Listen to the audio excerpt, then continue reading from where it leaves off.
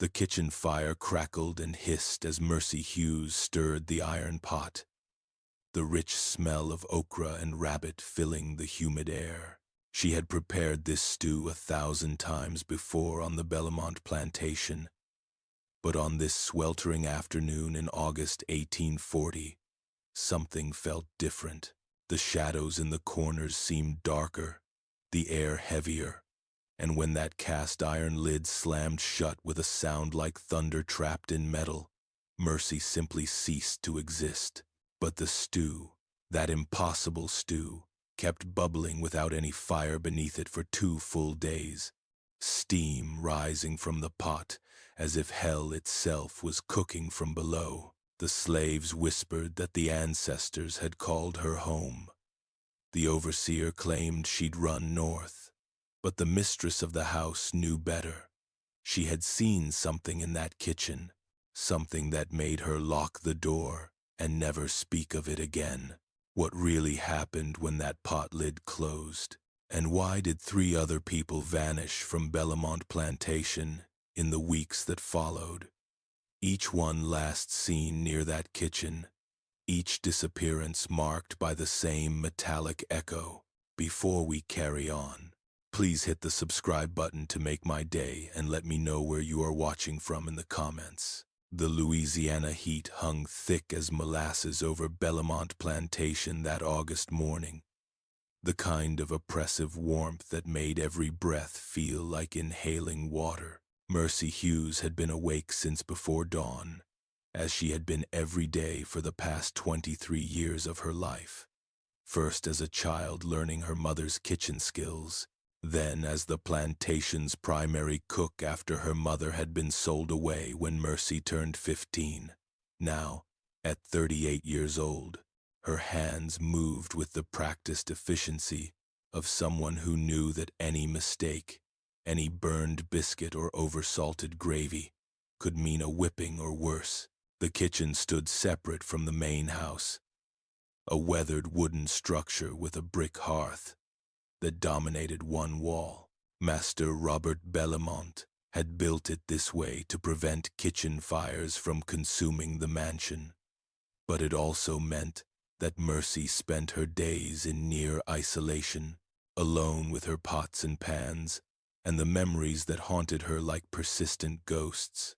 Through the single window, she could see the cotton fields stretching toward the horizon, white bowls ready for picking, and the bent backs of field hands who'd been working since sunrise. Her own daughter, Celia, was out there somewhere, 14 years old, and already showing signs of the same weariness that had settled into Mercy's bones years ago. The stew had been Master Belmont's request, delivered through his wife, Constance, who'd swept into the kitchen that morning with her usual disdain poorly masked by false sweetness. "We're expecting guests from Natchez this evening, Mercy," she'd said, her voice dripping with the affected gentility that Louisiana plantation mistresses wore like expensive perfume. "Mr. Belmont wants your rabbit stew, the one with the okra and tomatoes. You know the one." Of course Mercy knew the one. She'd made it so many times she could prepare it in her sleep, which sometimes she felt she was doing, moving through life in a dream state where nothing felt quite real. She'd caught the rabbit herself that morning in the traps she'd set near the creek, a skill her father had taught her before he'd been worked to death in the cane fields when she was 10. The rabbit had been young and tender, its meat pink and fresh, as she'd gutted and cleaned it behind the kitchen, trying not to think about how the creature's terror in its final moments mirrored her own constant state of fear. Fear of the overseer's wandering hands, fear of being sold away from Celia, fear of the whip, fear of simply existing in a world that had decided her life had no value beyond what labor it could extract. The pot was old, a massive cast iron vessel that had been brought over from France by Master Belmont's grandfather. It was heavy enough that Mercy needed both hands to lift it when empty, and it had a lid equally substantial, marked with a maker's stamp she couldn't read, but had traced with her fingers countless times during long, lonely afternoons. She'd filled it with water from the well, added the rabbit pieces, then began the careful process of building the stew's flavor. Onions first, then garlic, then the okra she'd cut that morning, the tomatoes from the garden, the herbs she'd dried herself and kept in small cloth bags hanging from the ceiling beams. The fire beneath the pot was perfect, not too hot, not too cool, fed by hickory wood that gave everything a subtle smokiness. Mercy stirred with a long wooden spoon, watching the vegetables soften and the rabbit meat begin to fall from the bones. This was the one part of her day where she felt something like peace, where the rhythmic stirring and the aromatic steam could almost make her forget where she was and what she was. In these moments, she could imagine she was free, cooking for her own family in her own kitchen, that Celia would come running in from playing in a yard that belonged to them, that there was no master or mistress or overseer, just the simple satisfaction of making something good. But peace never lasted long at Belmont Plantation. Through the window, she saw Jeremiah, the head overseer, walking toward the kitchen with that particular stride that meant trouble. Jeremiah Pierce was a tall man with sun-weathered skin and eyes the color of dirty ice, and he took particular pleasure in reminding the enslaved people of Belmont exactly who held power over their lives. Mercy felt her stomach tighten as he approached, but she kept stirring, kept her eyes on the pot, kept her face carefully neutral. In that way she'd learned was the only safe expression for a slave woman when a white man was near. He didn't knock, just pushed the door open and stood in the doorway, blocking the light. "Smells good in here, Mercy," he said, his voice carrying that false friendliness that was somehow more threatening than outright hostility. "Master Belmont's guests coming tonight, I hear. Important folks from Mississippi. You making sure everything's perfect?" Mercy nodded, still not looking at him directly, still stirring. "It'll be ready when Mistress wants it." She could feel his eyes on her, assessing, calculating, and she made herself smaller, hunching her shoulders, trying to be as unnoticeable as a woman could be when trapped in a small kitchen with a man who believed he owned her. "You're a good cook, Mercy. I'll give you that," Jeremiah continued, stepping inside and closing the door behind him. The temperature in the room seemed to drop despite the fire's heat. "Probably the best cook in 3 parishes. Master Belmont's lucky to have you. Be a shame if something happened to change that arrangement. Be a shame if you got ideas about running, like that field hand last month. You remember what happened to him when we brought him back?" Mercy remembered. Everyone remembered. The man's screams had echoed across the plantation for hours. She nodded again, her hand tightening on the spoon. "I ain't got no plans to run, Mr. Pierce. Got my daughter here. Wouldn't leave her." Jeremiah moved closer, close enough that she could smell the tobacco on his breath and the whiskey he'd been drinking despite the early hour. "That's good thinking, Mercy. That's real good thinking. Because you're Celia. She's getting to be a pretty girl. Be a shame if she had to go work in the fields full-time, or maybe get sold to one of them plantations down in the Delta where they work folks to death in 2 years. The threat hung in the air between them, as tangible as the steam rising from the pot. Mercy's heart hammered in her chest, but she kept her face blank, kept stirring, kept existing in that careful space between submission and dignity that was the only territory a slave woman could claim. before Jeremiah could say more, the kitchen door opened again, and Constance Bellamont swept in, her wide skirts rustling, her face already arranged in an expression of displeasure at finding the overseer alone with the cook. "Mr. Pierce, I believe my husband needs you to check on the tobacco barn. There's been some concern about moisture." Her voice was cold, dismissive, the tone she used when dealing with someone she considered beneath her notice, but necessary to the plantation's operation. Jeremiah straightened, tipped his hat to Constance with exaggerated courtesy, and left without another word, but not before giving Mercy a look that promised this conversation wasn't finished. After he'd gone, Constance stood in the kitchen doorway, studying Mercy with an expression the cook had never quite been able to decipher. The mistress of Bellamont was 32 years old, 10 years younger than her husband, and beautiful in the way Louisiana society valued. With pale skin, she protected obsessively from the sun, and dark hair she wore in elaborate arrangements that required 2 slave women to maintain. But there was something in her eyes lately, something troubled and distant, as if she was seeing things that frightened her. Her voice softer than it had been when addressing the overseer. "Yes, ma'am, Mistress Bellamont," Mercy replied, grateful that her voice didn't shake. "Be ready by 6 like you asked." Constance nodded, but didn't leave, instead moving closer to the hearth, watching the fire with unusual intensity. "Mercy, have you noticed anything strange lately? Around the plantation? I mean, anything unusual?" The question startled Mercy enough that she paused in her stirring. Strange things had been happening, though she'd been careful not to speak of them. Doors that had been closed would be found open. Items would move from one place to another overnight.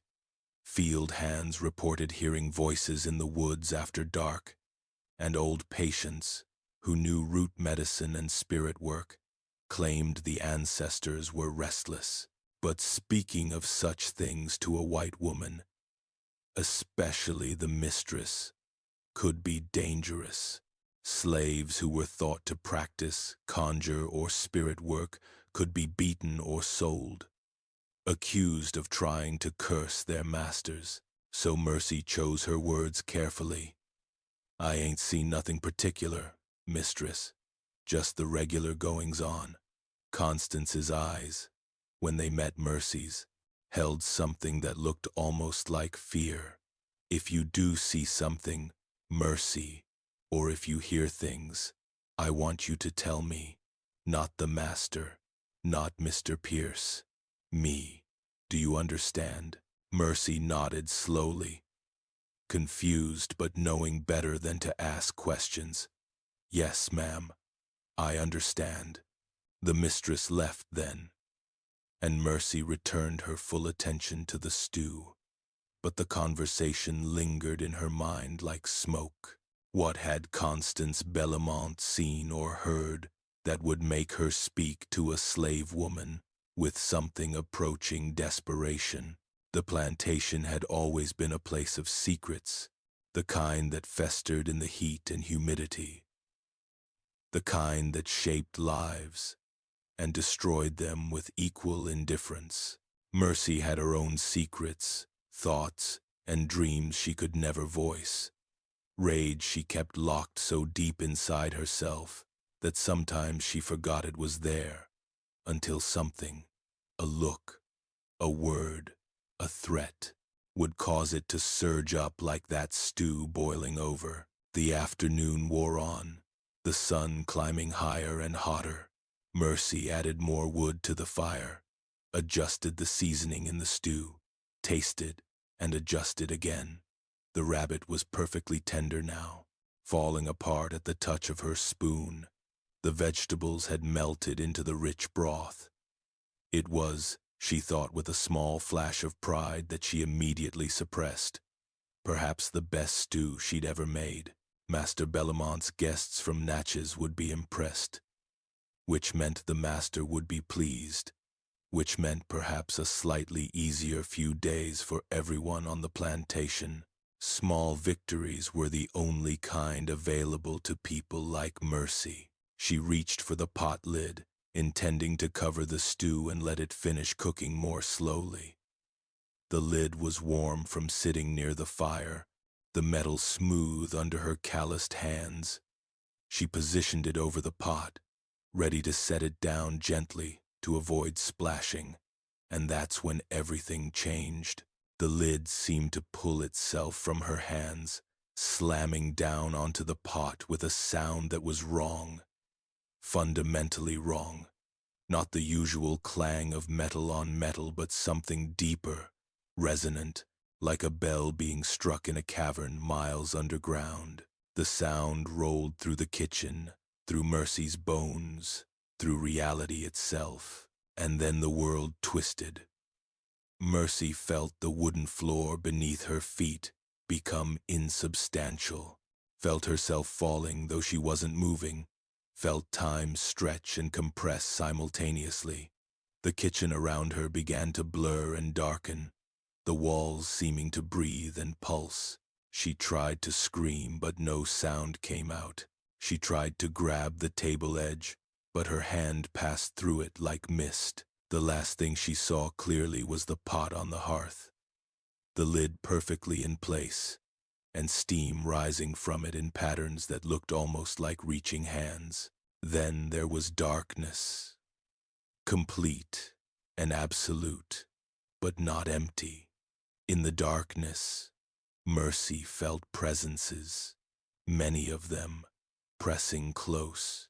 She heard voices, not with her ears but directly in her mind, speaking in languages she didn't know but somehow understood.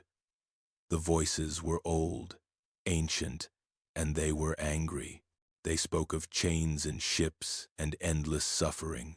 They spoke of children torn from mothers, of bodies worked until they broke, of names erased and identities destroyed. They spoke of magic older than the plantations, older than the colonies, older than the concept of slavery itself. Magic that had been brought across the ocean in the souls of stolen people and had been waiting, growing stronger, feeding on centuries of pain and rage and unspoken prayers for justice.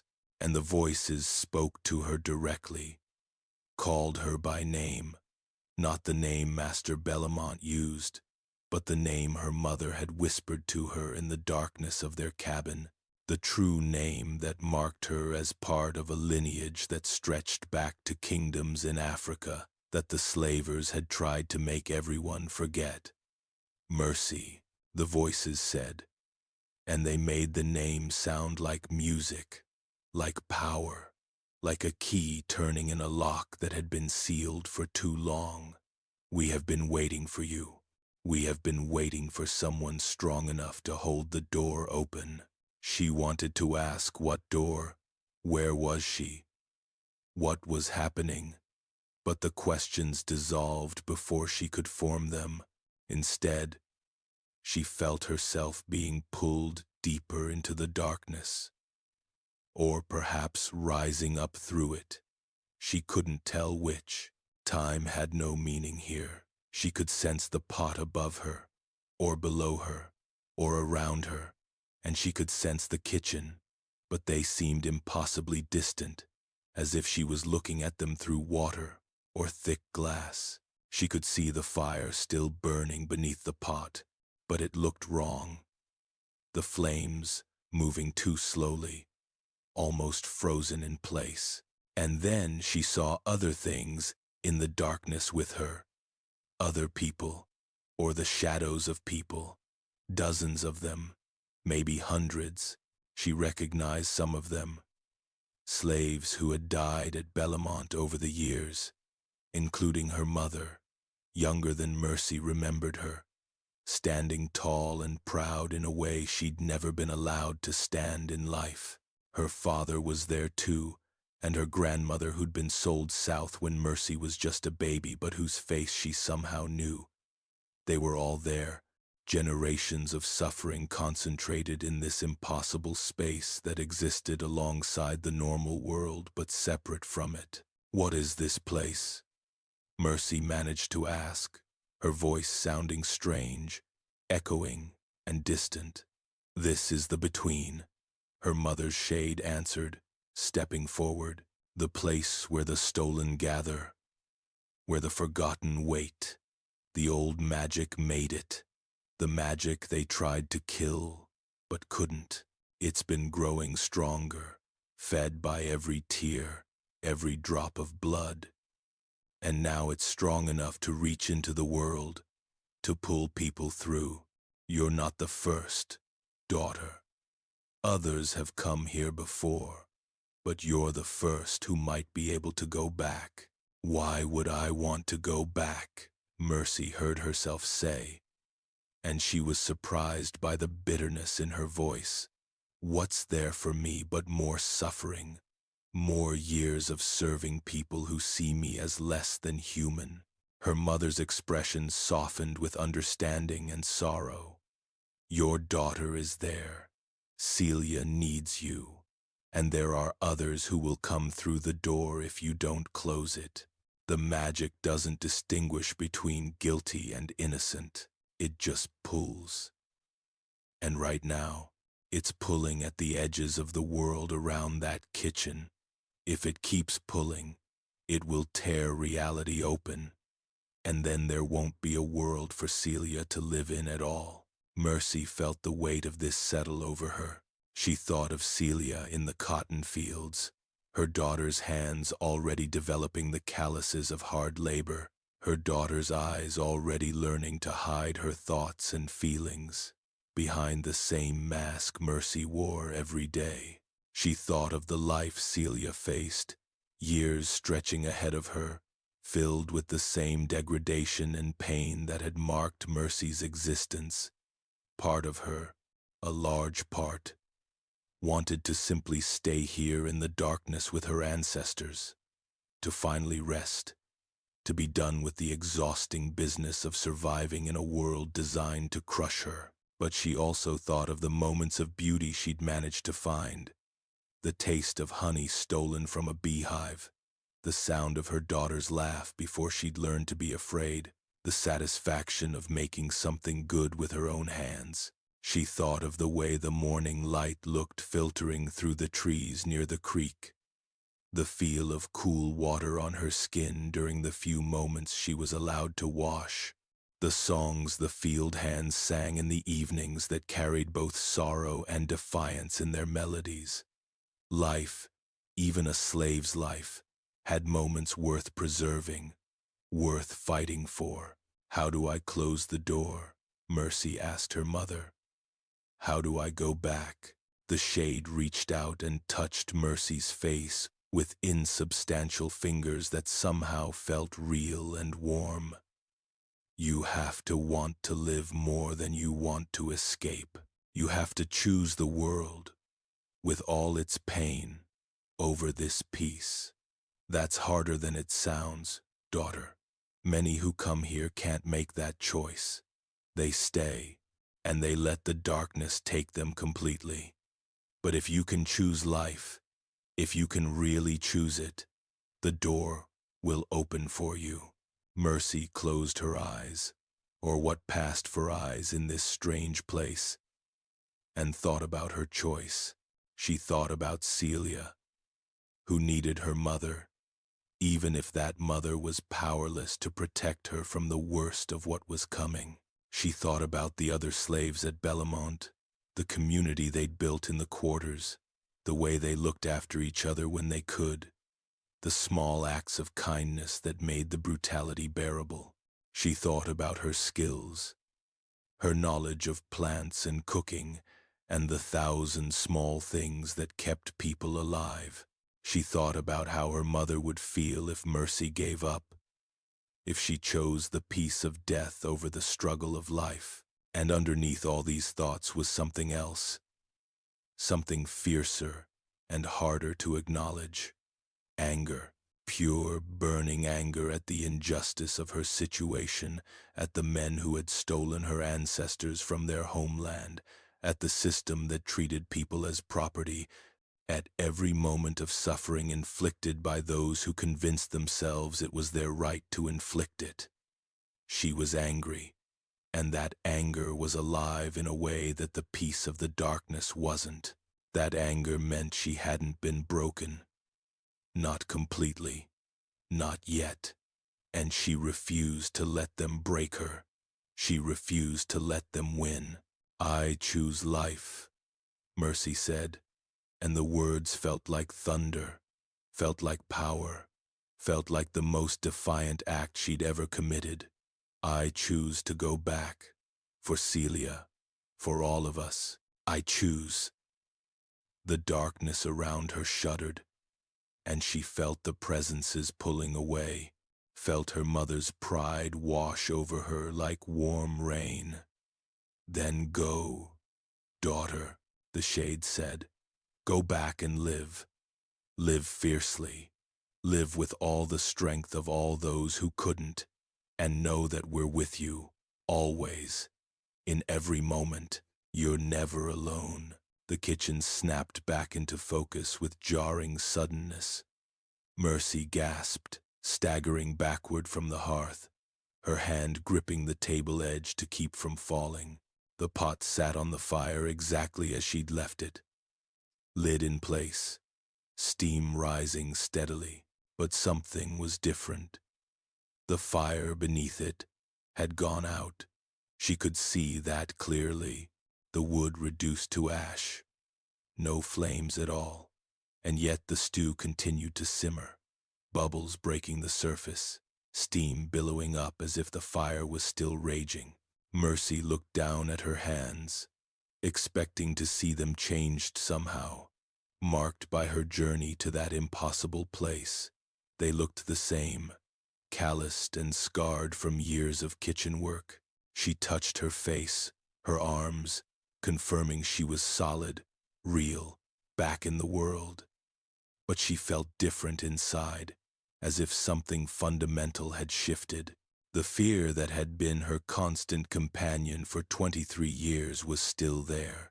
She wasn't foolish enough to think one mystical experience could erase the reality of her situation. But it was joined now by something else, a kind of defiant certainty, a knowledge that she was more than what they said she was, connected to something larger and older and more powerful than their cruelty.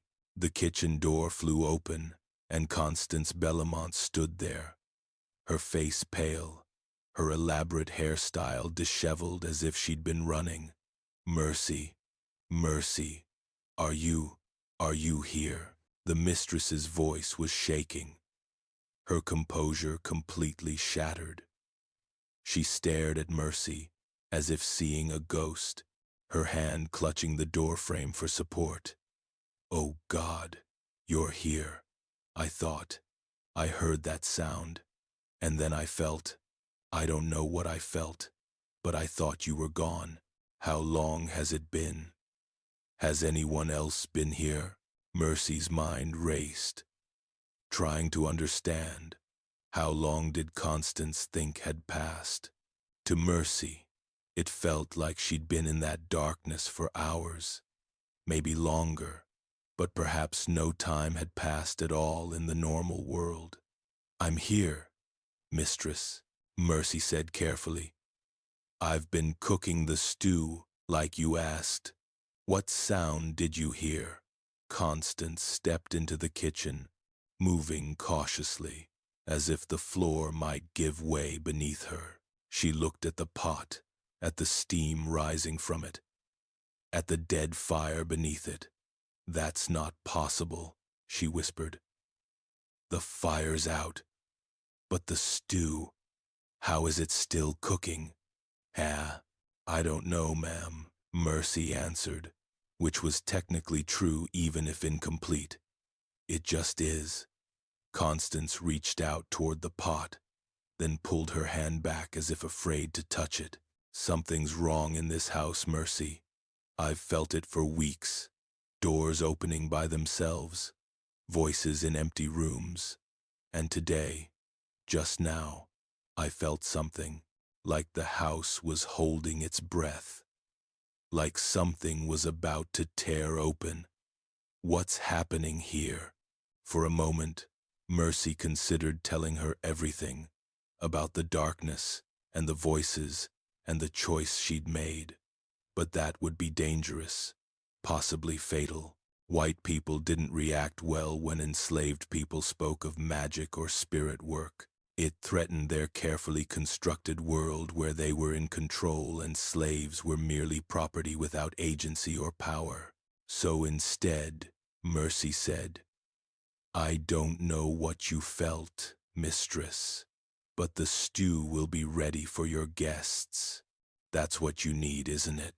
Constance's eyes met Mercy's, and for a moment, there was something like recognition there, an acknowledgement that they were both women trapped in a system neither of them had chosen, even if their positions within that system were vastly different. But the moment passed, and Constance's face hardened back into its usual expression of distant authority. Yes, the stew. That's what matters. Make sure it's perfect, Mercy, and if anything else strange happens, you come find me immediately. Understand? Mercy nodded. Yes, ma'am, I understand. After Constance left, Mercy stood alone in the kitchen with the impossible pot of stew that cooked without fire, and she thought about what her mother's shade had said about others coming through the door. What door exactly? The pot, the kitchen itself, and who might come through? She approached the hearth cautiously, studying the pot as if she'd never seen it before. The maker's stamp on the lid seemed to glow faintly in the afternoon light. Or perhaps that was just her imagination. She touched the metal, expecting it to be burning hot, but it was merely warm, comfortable against her palm. And then she heard it, faint but unmistakable, voices coming from inside the pot, not bubbling water sounds, but actual voices, speaking in that same ancient language she'd heard in the darkness. They were calling out, trying to reach through, trying to find their way into the world. The door her mother had spoken of wasn't fully closed. It was still open. Just a crack, enough for whispers to slip through, and if she wasn't careful, enough for something else to follow. Mercy didn't fully understand the magic at work here, the forces that had been awakened by centuries of accumulated suffering. She was a cook, not a conjure woman like old Patience, who knew herbs and roots and the ways of calling spirits, but she understood enough to know that this wasn't over, that her journey to the darkness and back was just the beginning of something larger. She thought about what her mother had said, about reality tearing open if the door stayed open, about others being pulled through. She made a decision then, standing in that kitchen with the impossible stew. She would protect this door, whatever it was. She would keep it from opening too wide, keep it from pulling anyone else into that darkness unless they chose it freely as she had. She didn't know if she could do it, didn't know if she had the power or knowledge or strength, but she would try, because if she didn't, who would?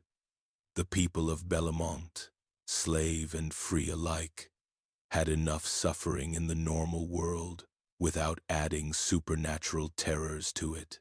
The afternoon deepened into evening. The stew continued its impossible simmer, the kitchen filled with its rich aroma. Mercy prepared the rest of the meal, biscuits and greens, and a pie made from preserved peaches, but her attention kept returning to the pot. The voices inside it had quieted, but not disappeared completely. She could still hear them if she listened carefully, still feel the pull of that darkness just on the other side of the metal, waiting, patient, hungry, as the sun set, painting the Louisiana sky in shades of amber and crimson. Celia came to the kitchen. Mercy's daughter was exhausted from a day in the fields, her hands stained with cotton, her face streaked with dirt and sweat. But she smiled when she saw her mother, a smile that made Mercy's heart ache with fierce protective love. "Mama," Celia said, coming to hug her, "you look different. Something happened today. Children saw things adults missed." And Celia had always been perceptive. Mercy hugged her daughter tightly, breathing in the smell of cotton and sun and young girl sweat. "Nothing bad, baby. Just, I had a strange day, but I'm all right now. We're all right." Celia pulled back and looked at the pot. "That stew smells good, Mama. Better than usual, even. What'd you do different?" "Nothing," Mercy almost said, but that wasn't true. Everything was different now, though she couldn't explain how or why. "Just cooking with love, baby. That's all. Just cooking with love." It was the answer her own mother had always given when asked about her kitchen magic, and now Mercy understood it meant more than she'd realized. Love was a kind of magic, too, maybe the strongest kind, strong enough to bring someone back from the darkness, strong enough to face another day in an impossible situation. "Mama," Celia said quietly, glancing toward the door to make sure they were alone. "Old Patience says the spirits are restless, says something's stirring in the world that hasn't stirred in a long time. She says we need to be careful, says changes are coming. You know what she means?" Mercy thought about the voices in the pot, about the doorway between worlds, about the choice she'd made and the responsibility she'd taken on. "I think maybe I do, baby. I think maybe I do. But whatever's coming, we'll face it together. You and me. We're stronger than they think we are." The guests from Natchez arrived as darkness fell, and Mercy served the stew to acclaim. Master Bellamont was pleased, even offered her a rare word of praise delivered through Constance, who brought Mercy a small piece of salt pork as a reward. It was a tiny gesture, meaningless in the face of her enslavement, but Mercy accepted it with the appropriate show of gratitude, because survival meant playing the role expected of her. But inside, in the place where her true self lived, she held on to the knowledge that she was more than this role, more than this bondage, connected to something vast and ancient and powerful. That night, after the dishes were washed and the kitchen cleaned, after the guests had retired to the main house and the slaves had retreated to their quarters, Mercy returned to the kitchen alone. The fire was still out beneath the pot, but the stew continued to simmer impossibly. She lifted the lid carefully, prepared for anything, and looked inside.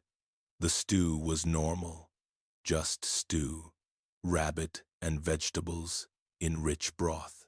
But when she tilted her head just right, when she looked at it from the corner of her eye in the way old Patience had taught her to see things that didn't want to be seen, she could glimpse something else in the depths of the pot, a reflection of that other place, the darkness where the stolen gathered and waited.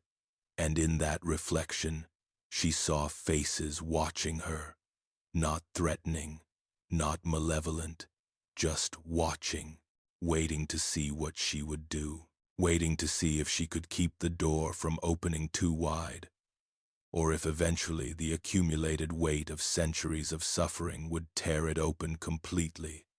and spill into the world like that stew boiling over. Mercy replaced the lid gently. She banked the coals around the hearth, preparing the kitchen for tomorrow. She checked the window latches and the door, habits of someone who understood that safety was an illusion but went through the motions anyway. And then she spoke softly into the darkness, not knowing if anyone could hear but needing to say it anyway. I'm here. I'm watching. And I'm not going to let you pull anyone through that door who doesn't choose it. We've suffered enough. We're going to find a way through this, but it's going to be our way, on our terms. You hear me? No answer came, but Mercy felt something shift in the air around her, a sense of acknowledgement, if not agreement.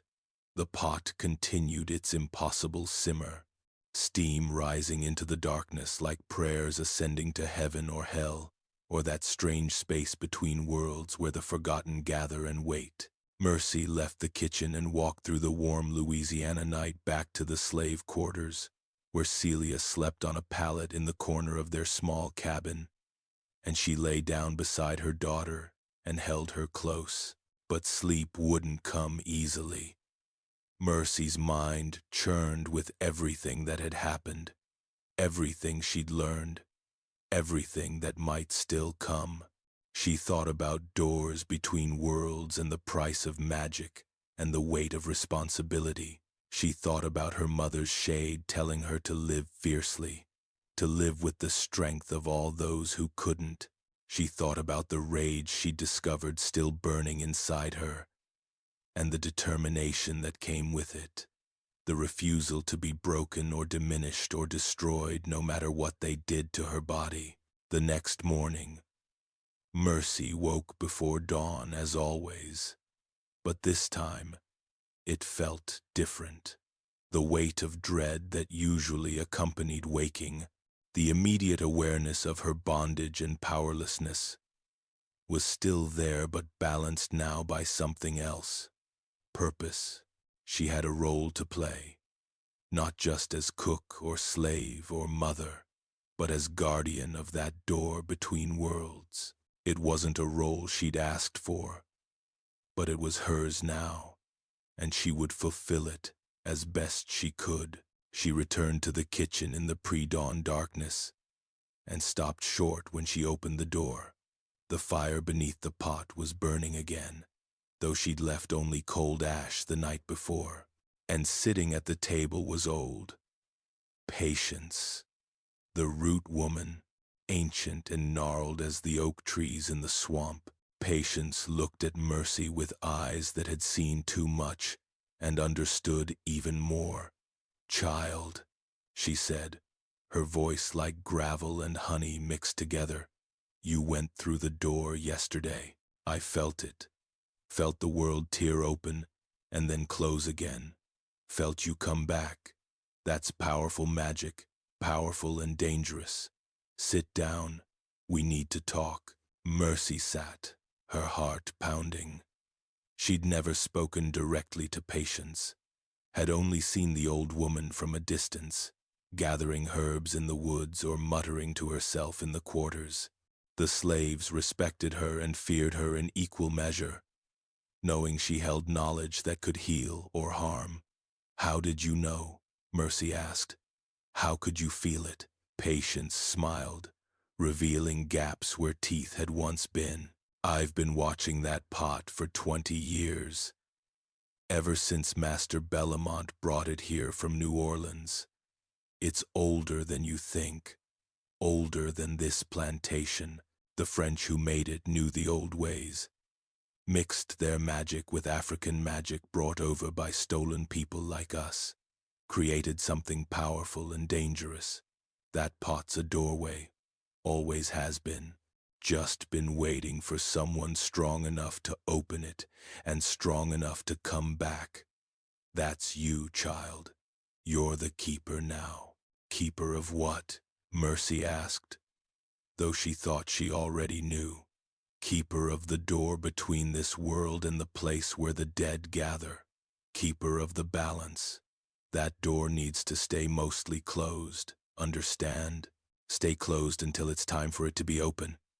Patience leaned forward, her bony hand grasping Mercy's wrist with surprising strength. Something's coming, child. Something big. The world's going to tear itself apart over people like us, over slavery and freedom, and what those words really mean. War's coming. Not today, not tomorrow, but soon enough. 10 years, maybe 20. And when it comes, that door's going to want to open wide, going to want to pull in all the pain and rage and suffering of it. Your job is to make sure it doesn't open so wide that it can't be closed again. Mercy felt the weight of this settle over her shoulders like a physical thing. Why me? I'm just a cook. I don't know magic or spirits or any of that. Patience released her wrist and sat back. You know more than you think. You know how to survive. You know how to hold on when everything's trying to pull you apart. That's the strongest magic there is, child. The magic of not breaking. And you proved it yesterday when you came back from that darkness. You could have stayed, could have found peace, but you chose to live. That choice gave you power, gave you the right and responsibility to guard that door.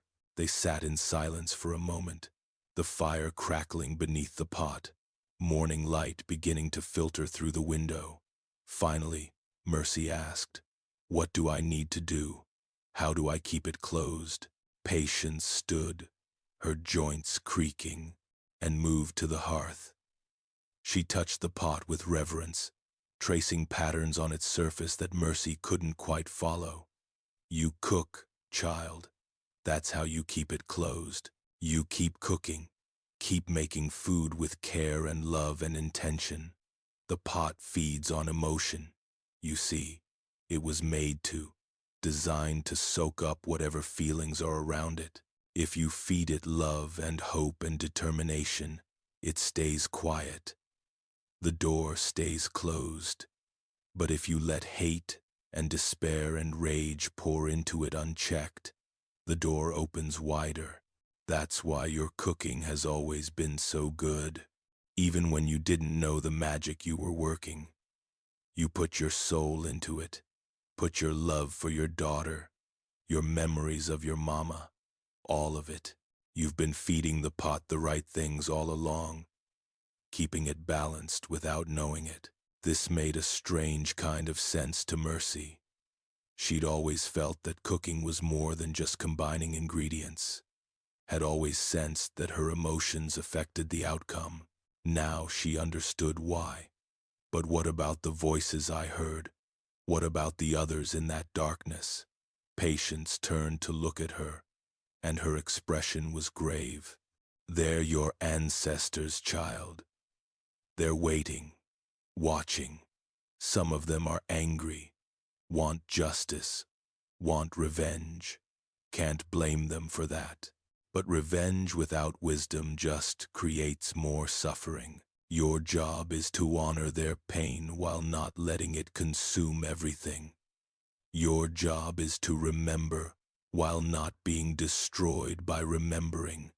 It's not fair, putting that on you. Nothing about our lives is fair, but it's yours to carry now. The old woman moved toward the door, then paused. One more thing, child. You're not the only keeper. Never have been. There are others scattered across the world, other doorways, other guardians. Most don't know what they are, just feel called to certain places or certain tasks. But they're there, holding the balance, keeping the darkness at bay. You're part of something bigger than yourself, bigger than this plantation, bigger than all of this. Remember that when the burden feels too heavy. And then Patience was gone, slipping out into the morning as silently as she'd appeared, leaving Mercy alone with the pot and the fire and the weight of knowledge. Mercy stood and approached the hearth. She looked at the pot, really looked at it, seeing it with new eyes. It was beautiful in its way, the craftsmanship evident in every curve and rivet. Someone had made this with skill and care, had poured their knowledge into its creation. That it had become a doorway to darkness wasn't the maker's fault, just a consequence of being exposed to so much suffering over so many years. Everything absorbed what it was exposed to. That pot, this kitchen, this plantation, her own body and soul, all of it marked and shaped by the endless cruelty of slavery. But she could choose what she fed it now. Could choose to pour love instead of hate, hope instead of despair, determination instead of surrender. It wouldn't change her circumstances, wouldn't free her or Celia or anyone else at Bellamont, but it would keep that door from tearing open completely, would prevent the darkness from spilling into the world and consuming everything. That was something. That was a form of resistance they couldn't see or understand or stop. Small resistance, but hers. She began preparing breakfast for the big house, moving through familiar routines with new understanding. Every stir of the spoon was deliberate. Every added ingredient was chosen with intention. She thought about Celia as she worked, about her daughter's future, about wanting something better for her even if she couldn't clearly see what that better life might look like. She thought about her mother and grandmother and all the women who'd come before her, whose strength lived on in her blood and bones. She thought about the friends she'd made in the quarters, the community they'd built, despite everything designed to break them apart. And she poured all of that into the cooking, into the pot. The impossible stew had finally cooled overnight, returning to normal once she'd fed the fire that morning.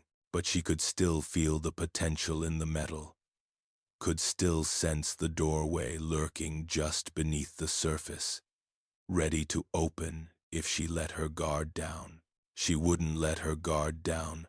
She couldn't afford to. Too many people depended on her, even if they didn't know it, even if she couldn't explain it to them. Days passed, then weeks. The impossible stew became a story told in the quarters, exaggerated and embellished with each telling. Some said Mercy had conjured it, that she had powerful magic. Others said it was a sign from God, or the ancestors, or the devil himself. Jeremiah Pierce questioned her about it, suspicious and threatening. But Mercy played dumb, insisting she didn't know why the fire had gone out or how the stew kept cooking. Eventually, people stopped talking about it, moved on to other gossip and concerns. But Constance Bellamont never forgot. The mistress would sometimes come to the kitchen and stand watching Mercy work, her face troubled, as if trying to understand something that danced just beyond her comprehension. Mercy kept cooking, kept guarding the door. She learned to sense when it was pressing against the boundary between worlds, learned to reinforce it with her intention and will. Some days were harder than others, days when Jeremiah was particularly cruel, when field hands were whipped for small infractions, when children were sold away from their mothers. On those days the rage threatened to overwhelm her, threatened to pour into the pot unchecked and tear the door open wide. But she held on, held back, channeled that rage into determination instead of destruction. Celia grew, became a young woman, strong and smart and beautiful. She learned her mother's cooking skills, spending hours in the kitchen watching and learning.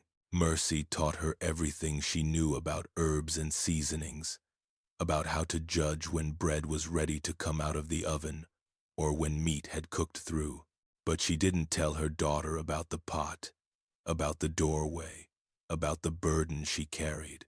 That knowledge would come when Celia was ready, when she was old enough and strong enough to understand what it meant. For now, let her daughter have what little innocence a slave girl could claim. 5 years passed, then 10. The world around Bellamont Plantation began to change. Tensions grew between the northern and southern states. Arguments over slavery and states' rights, and the future of the nation. Mercy heard fragments of these debates when serving meals to Master Bellamont and his guests, and she tucked the information away, trying to understand what it might mean for people like her. Some slaves whispered of a coming war, of liberation, of freedom.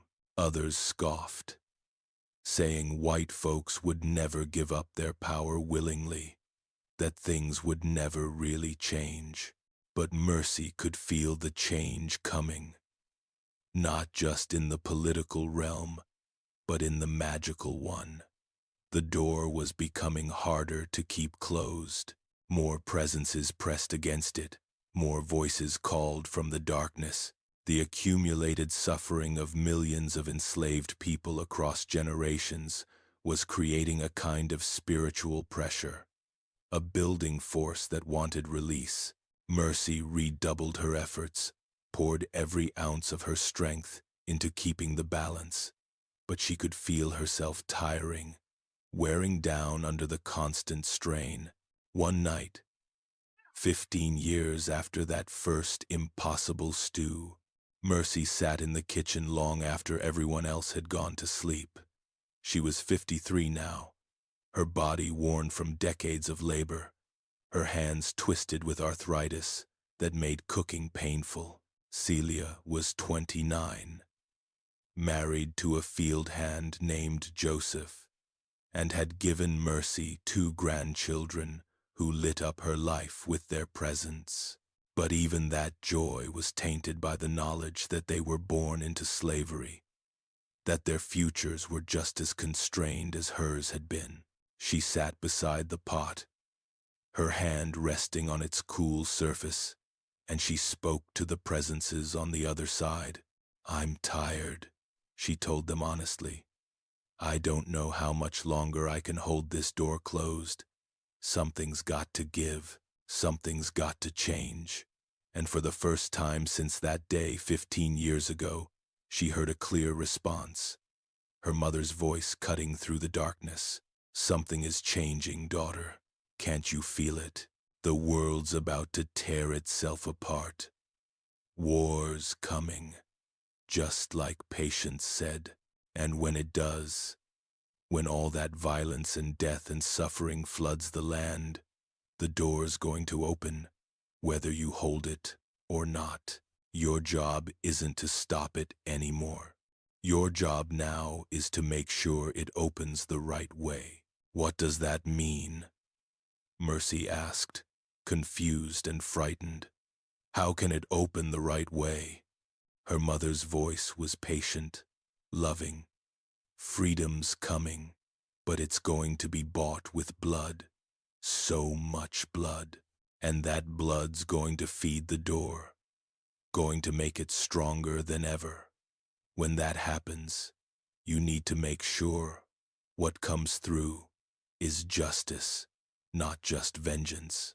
Make sure what comes through is healing, not just rage. That's your job now. That's what we need you to do." Mercy thought about this, turning it over in her mind. How could she ensure justice over vengeance? How could she guide what came through a magical doorway she barely understood? But even as she questioned, she knew she would try. She had been trying for 15 years. She wouldn't stop now. "Tell me what to do," she said. "Tell me how." The response was simple but profound. "Keep cooking, daughter. Keep feeding the pot love. When the war comes, when the darkness threatens to overflow, your love will be the anchor. Your determination will be the guide. Trust yourself. Trust us. We're with you, always. The months that followed proved her mother's words prophetic. The political situation deteriorated rapidly. South Carolina seceded from the Union. Then other southern states followed. Master Bellamont became increasingly agitated, ranting about northern aggression and states' rights and the sanctity of property, by which he meant his right to own human beings. Jeremiah Pierce became more violent, taking out his fears and frustrations on the slaves. The atmosphere at Bellamont grew thick with tension and fear, and then the war came. Fort Sumter was fired upon in April 1861, and the nation split apart. Master Bellamont's oldest son joined the Confederate Army, riding off with other young men from the parish, convinced of their cause's righteousness. The slaves watched them go with mixed feelings, hope and fear intertwined. Some tried to run, taking advantage of the chaos. Some were caught and brutally punished. Others made it to Union lines and freedom. Mercy kept cooking through it all. She cooked for the Confederate soldiers, who occasionally camped on Bellamont land. She cooked for the reduced household as supplies became scarce and inflation made everything expensive.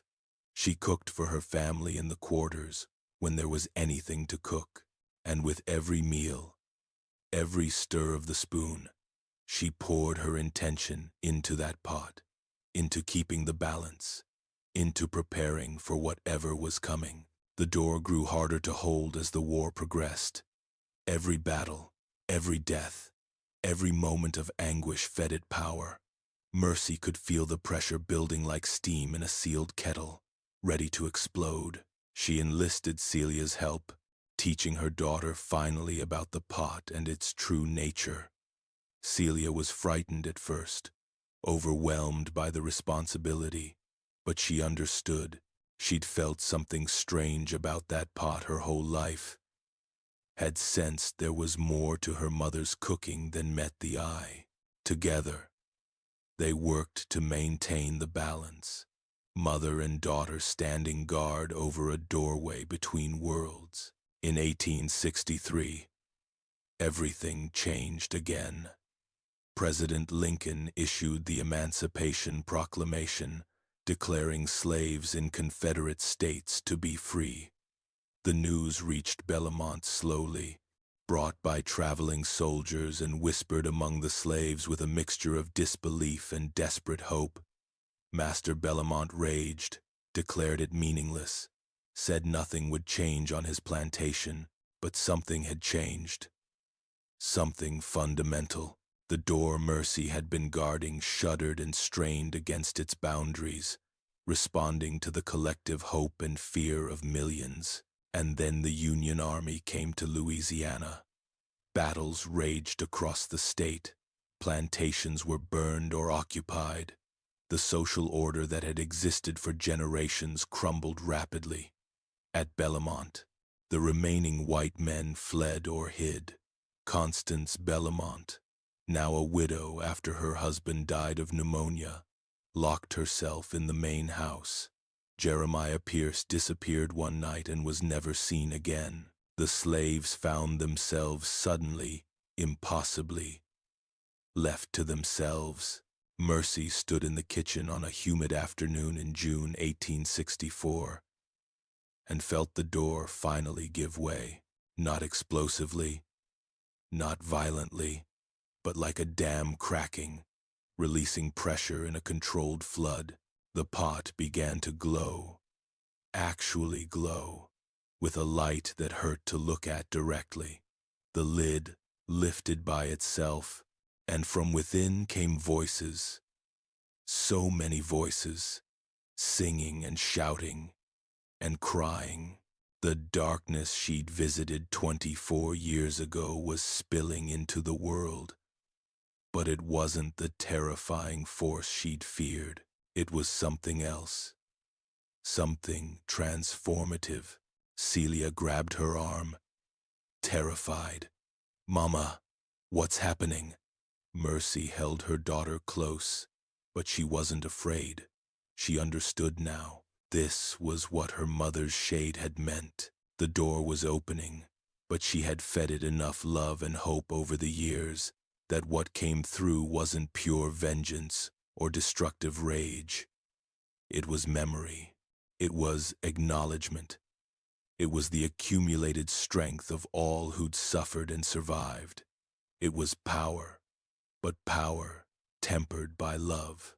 The light from the pot spread through the kitchen, through the plantation, touching every person still at Bellamont. Mercy felt it wash over her, felt it fill the empty places inside her that slavery had carved out. She felt it connect her to her ancestors, to all the stolen and forgotten, to the long chain of survival that had brought her to this moment. And she heard them speak, not in the ancient languages of the darkness, but in clear words she understood perfectly. "You are free," they said. "Not just legally, not just on paper, but truly free. You have always been more than they said you were. Now the world will learn what you've always known." The light faded slowly, returning to the pot, and the lid settled back into place with a soft click. The glow disappeared, leaving just an ordinary cast iron pot sitting on the hearth. But everything had changed. Mercy looked at her hands, and they looked the same, but they felt different. She looked at Celia and saw her daughter standing taller, saw the generations of bondage finally lifting from her shoulders. Through the window, she could see other former slaves emerging from the quarters, their faces transformed, and she knew they'd felt it too. Freedom came officially that summer when Union forces occupied the area and proclaimed emancipation. The slaves of Bellamont became freed people, facing an uncertain future, but facing it as themselves, not as property. Constance Bellamont eventually left the plantation, moving to New Orleans to live with relatives. The land was eventually sold and divided. The era of Bellamont plantation ended. Its particular cruelty finally finished. Mercy lived another 20 years as a free woman. She opened a restaurant in the nearby town, cooking for anyone who could pay regardless of race. Her food was legendary, and people came from parishes away to taste it, never quite able to explain why it moved them so deeply, why eating a bowl of her stew or a slice of her pie made them feel connected to something larger than themselves. She never told them about the pot, about the doorway, about the years she'd spent as its guardian. That secret she kept, sharing it only with Celia, who eventually took over the restaurant and continued her mother's work. The pot stayed in the kitchen, used daily but never forgotten. The doorway remained, but it was gentler now, less demanding. Occasionally, Mercy would sense presences pressing close, would hear whispers from that other place, but they weren't calling her back. They were just checking in, making sure she was all right, reminding her that she was never alone. Her mother's shade appeared sometimes, standing in the corner of the kitchen, watching with pride as Mercy cooked in freedom what she'd once cooked in bondage. On the day Mercy died, peacefully in her sleep at 73 years old, surrounded by children and grandchildren and great-grandchildren, the pot in her restaurant's kitchen rang once, a clear bell tone that every person in the building heard and remembered. It was the sound of a door closing, not permanently but for now, not locked but guarded, not forgotten but resting. The presences on the other side released their guardian, welcomed her home to that darkness that was no longer terrifying. that had been transformed by decades of love poured into it by a woman who'd refused to let suffering be the only legacy of slavery. Celia took over full guardianship of the pot, and she guarded it well, eventually passing the responsibility to her own daughter, and so on down through generations. The restaurant remained in the family for over 100 years, and the pot was always there, used and treasured, its true nature known only to the women who stirred its depths and poured their love into every meal.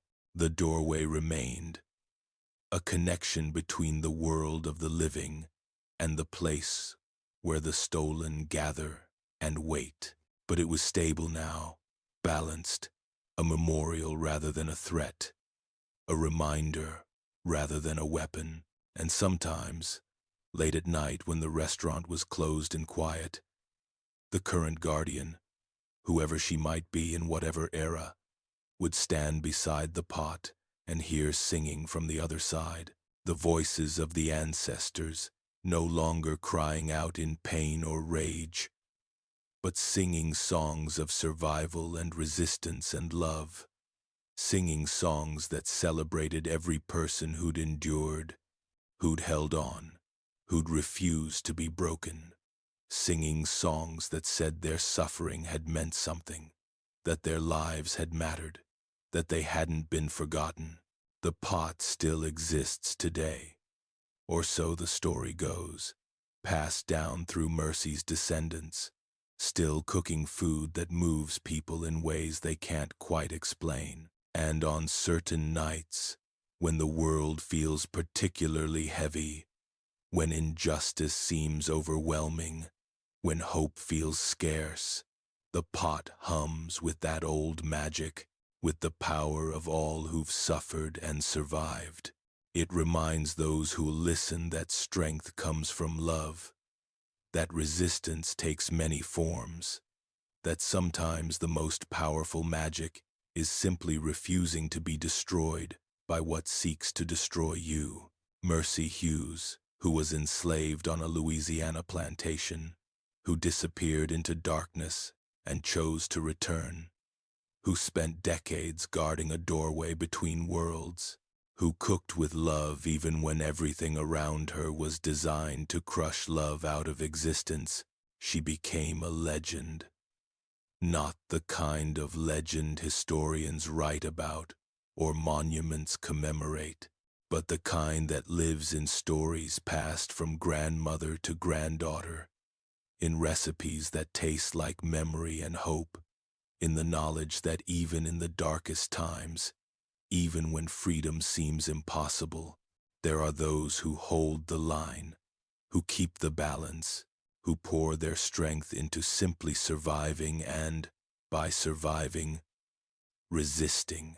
Her story is a reminder that heroism takes many forms, that power isn't always obvious, that the woman cooking in the kitchen might be doing more important work than anyone realizes, that every act of love in the face of hate, every moment of hope in the face of despair, every decision to live when dying would be easier. These are revolutionary acts. These are the things that keep the darkness at bay, that transform rage into justice, that make a future worth fighting for possible. And somewhere, in that space between the world of the living and the place where the stolen gather and wait, Mercy Hughes watches over her descendants still, proud of the lives they've built, grateful for the freedom she helped make possible, content in the knowledge that her suffering wasn't meaningless, that her strength continues in every person who refuses to be diminished, who cooks with love, who guards the doorways, who chooses life even when life is hard, who remembers while not being destroyed by remembering. The pot lid still bears its maker's mark, that stamp from France that Mercy traced with her fingers countless times. And if you touch it just right, On certain nights when the boundary between worlds grows thin, you can feel the warmth of all the love that's been poured into that metal over the decades, all the strength and determination and defiant hope of people who refuse to let their oppressors have the last word.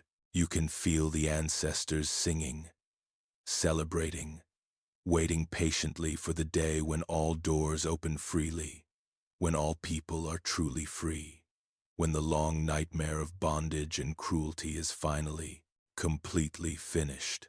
Until that day comes, the guardians keep cooking, keep stirring, keep pouring love into the pot that was once a doorway to darkness, but became, through mercy's sacrifice and strength, something else entirely. A memorial, a monument, a promise that suffering will be remembered but not repeated, that pain will be honored but not perpetuated, that the long struggle for justice continues in ways both obvious and hidden, in actions both grand and small, in every meal cooked with care, in every story told, in every moment someone chooses love over hate, hope over despair, life over death. This is the story of Mercy Hughes, who vanished and returned, who cooked without fire, who guarded a doorway between worlds. This is the story of how she survived, how she resisted, how she loved fiercely enough to transform darkness into light.